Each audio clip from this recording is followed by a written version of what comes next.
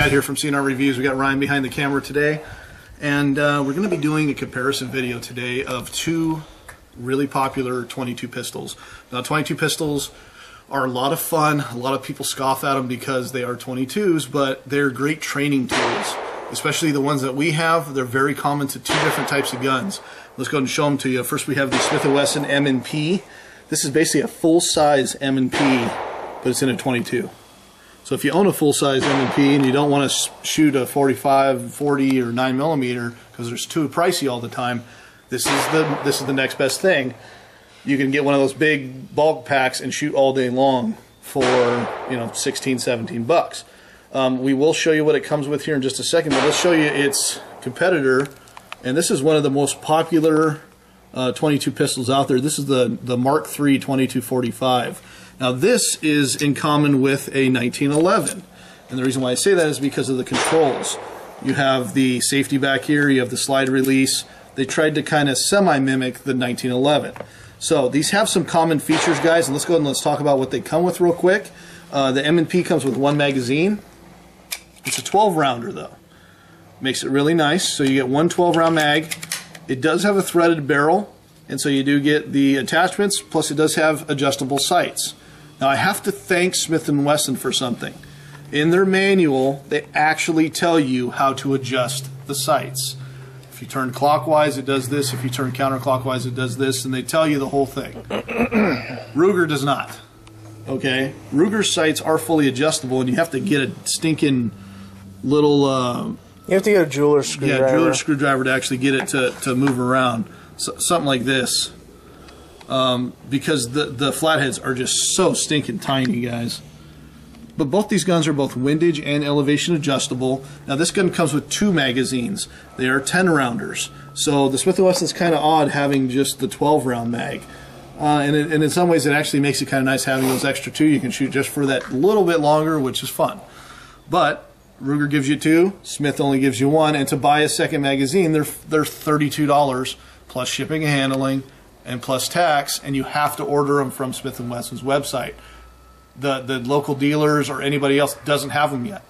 So that sucks. So I paid over $40 for an additional mag, and I ordered from Smith & Wesson. They got about the worst ordering too, because guess what? I can't, they don't give you any updates. So as of yet, I haven't received any. It's been 2 weeks. One nice thing about this 2245 is it does come with the top rail, so you can run a red dot if you wanted, or some type of red dot, some type of sight. Maybe you want a pistol scope on there. Now these guns have been known to be competition guns, guys. They are super accurate. And as far as my concern is, I really doubt the M&P is going to compare in accuracy to the 2245 at any time. Part of that is because you have a 5.5-inch bull barrel on this guy. It's a very long barrel, which makes it really accurate. The sight picture is very long. That actually helps with accuracy. The trigger is really nice and smooth. It's almost like a single action trigger. This guy's trigger is a little bit different. You actually have a really long trigger pull on it. Let's actually show it to you. There's the trigger pull. So you see there's a lot of take up. And it breaks nice and crisply. One thing I will say that both these have in common, they both have magazine disconnect, which means that if the magazine's not in the gun, you cannot engage with the trigger, even if a round is chambered, which I think is got to be the dumbest feature ever.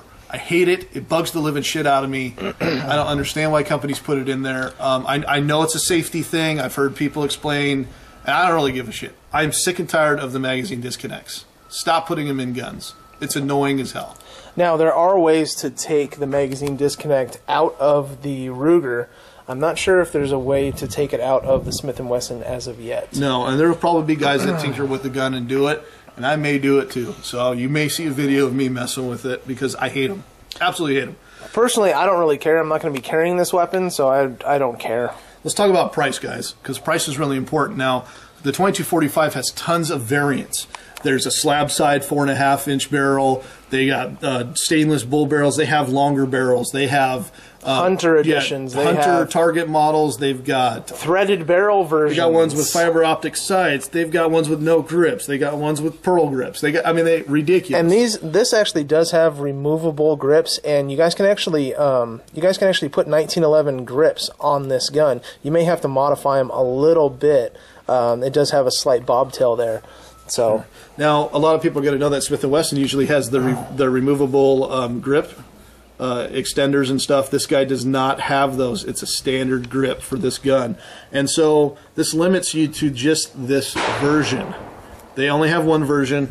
That's the version you get. Unlike the 2245, you have a little bit more choices, but the catch is price, and so you can go for anywhere between $240 and all the way up to $500 or more for specific models. They have the tallow editions. They have all kinds of special edition versions. Now this guy ran me about $350. This version runs about $350 to $360, somewhere around there. So they're very comparable in price, and I think they're both actually great guns. Now the 2245, the biggest complaint with this weapon is the takedown. It has a very ridiculous takedown, and which we're actually going to be doing an update on this video, or I'm sorry, on this gun, about the takedown, because when we first got it, we couldn't take this gun apart without a punch. Yeah, it was ridiculous. It was absolutely crazy, and the gun was a pain in the ass to take apart.